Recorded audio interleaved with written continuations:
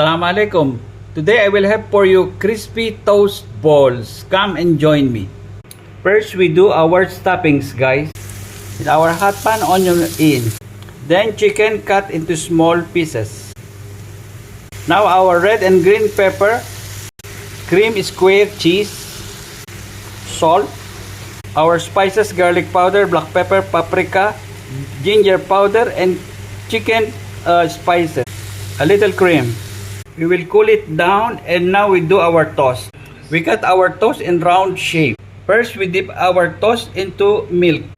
First we dip our toast to milk, then a scoop of stuffings. You form into balls, dip to breadcrumbs, then to egg, back to breadcrumbs.